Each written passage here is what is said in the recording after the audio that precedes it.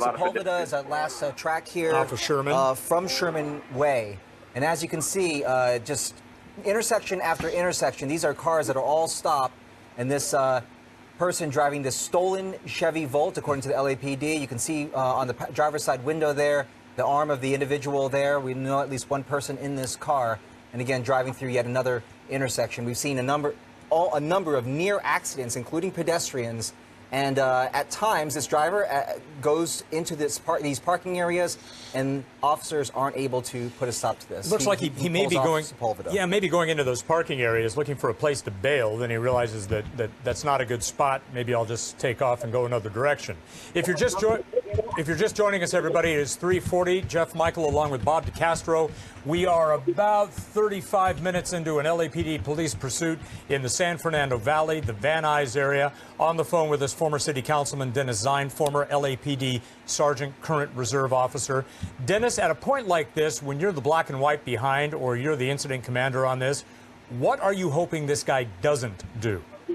You don't want him to get in a collision. You don't want him to hit a pedestrian. Those are the two key factors. Not hit a pedestrian, not injure an innocent person. That's the key.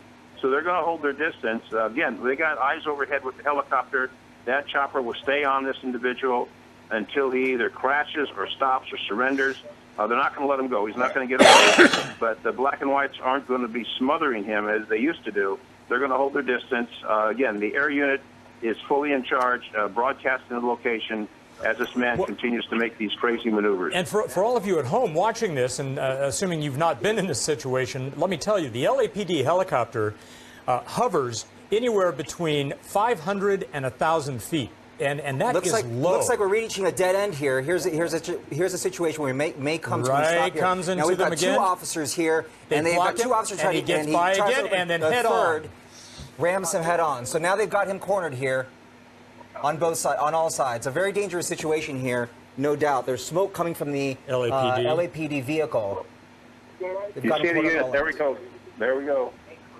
All right, we're a little bit ahead of you on our video, Dennis, but we want to make sure. He did an ADW hitting that door with an officer there. So now they're going to get him out of that car. It's interesting. Now all the officers have gone to one area here, Dennis. That's so they don't fire upon one another. They don't want to crossfire. They do not want to crossfire. They don't want crossfire. So everybody's from the same side. They will make sure that it looks like there's a car smoking, maybe on fire. The police car looks like, or the little radiator. Before to the desk. Smoke coming out of that, but he's still in the car.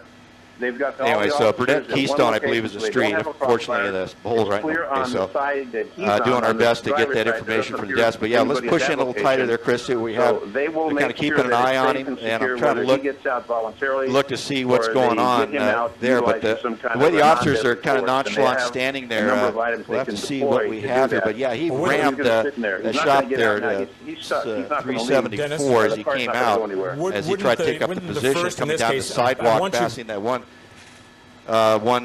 vehicle going around him and then hitting this car as he came down off the sidewalk. So kind of a standoff situation, getting everybody behind the units. And now they're Keswick is the cross street with Burnt. Keswick is the street they're on. So Burnett and Keswick is where we ended at. So see the units moving out of the way here. So they're still trying to do what they can. He's still in the vehicle. They're kind of keeping an eye on him. And now backing that car unit up to keep him from backing away. So, doing everything they can to block him in so he can't get out of there. But you see the police car is with the radiator broken. And I'm trying to listen to the communications with LAPD at the same time here. So, very standoff situation right now here at Keswick on just west of Burnett. The suspect is still inside the car. So I'm trying to look at the windshield to see if I see movement in the car now. Definitely moving. Okay, and they're calling for an RA to respond, but to stand by. So just as a precaution, so not to have him here just in case he's ready to go. So let me send it back down to you just for a second so I can make some checks here to see what we have. All right. Thank you so much, Tim Lynn. So, wow, if you're just joining us, there's still not an end to this pursuit. The suspect in that car essentially being trapped in a cul-de-sac-like area. And as Tim mentioned, the police are not allowed to ram the vehicle. He almost got away for the second time, but then the cruiser came around the corner and they did a head-on collision there. The suspect giving up inside that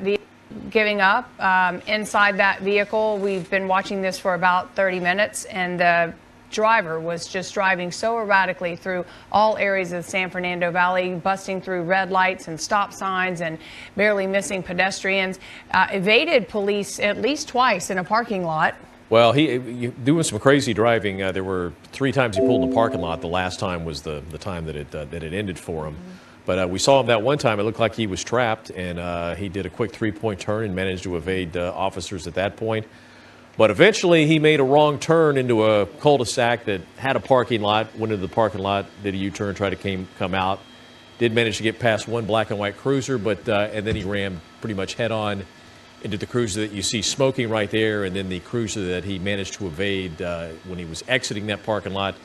They've now backed that one up to trap him in, so at this point he has nowhere to go. He cannot go forward, he can't go backward. So now it's just a waiting game. And eventually they will get him out of the vehicle. But this was crazy. This, from what we understand, started in Encino. He spent a little bit of time on the 101 freeway, but mostly surface streets, all north of the 101. Did not go down toward Ventura Boulevard.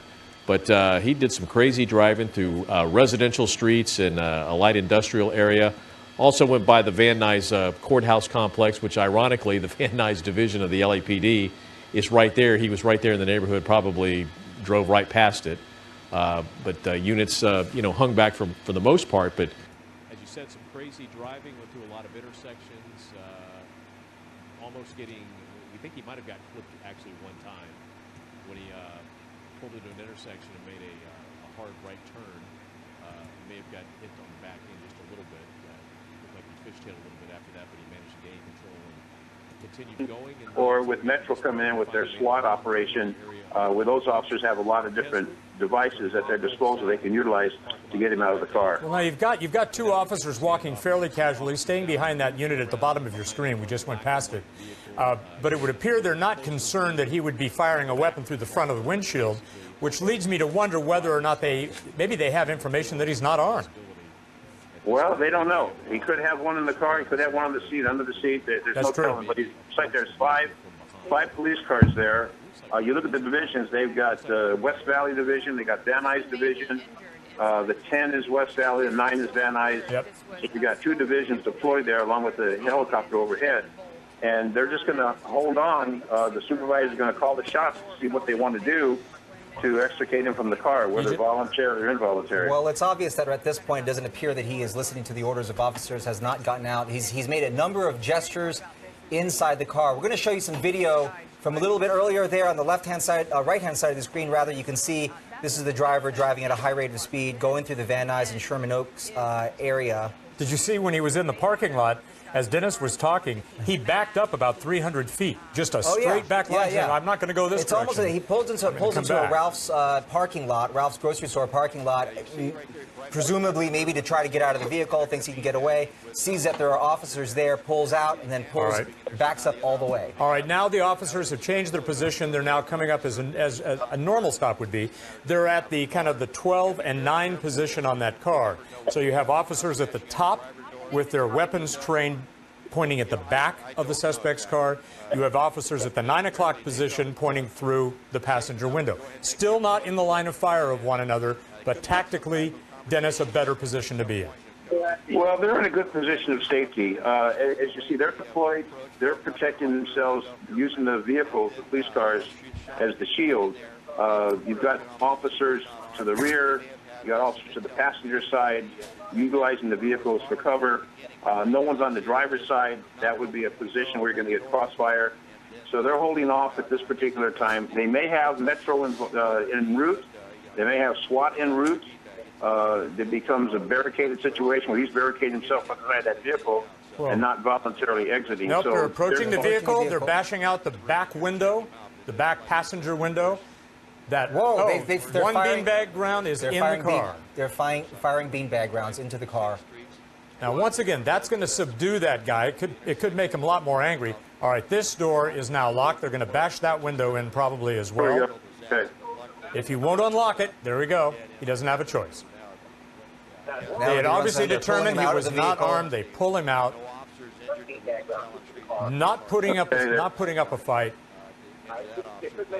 So the supervisor at the scene has made that call. They're following through with that call.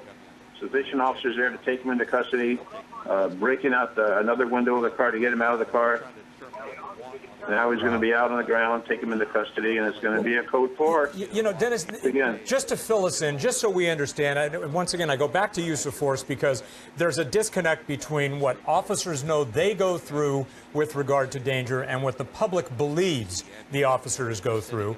In a case like this, for them to walk up on that car with a baton and smash the back window and then walk toward the car and smash another, what did they have to know before making that move?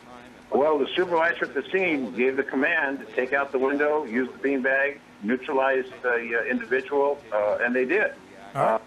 You know, that's a situation up to the supervisor to make that call. The officers wouldn't do that unless the supervisor approved it. I've seen situations in the past where they hold off for SWAT. They don't know if the man's armed or not. I'm sure they did not know whether he was armed or not. It turned out this particular situation ended peacefully as far as no officers injured. All right. Into custody, but that was the supervisor's call, and I'm not going to second guess the supervisor. No, of course not. No. Dennis Zine, thank you so much for walking us through this and helping us as we showed everybody just the latest pursuit in Los Angeles, this in Van Nuys. Oh, and a wild one it was, a very dangerous one as this went through Van Nuys and through Sherman Oaks, but that suspect in custody now after being pinned by officers. What a wild one it was. We will have the latest on the Fox 11 News at 5 o'clock. We'll bring you back to your regular program.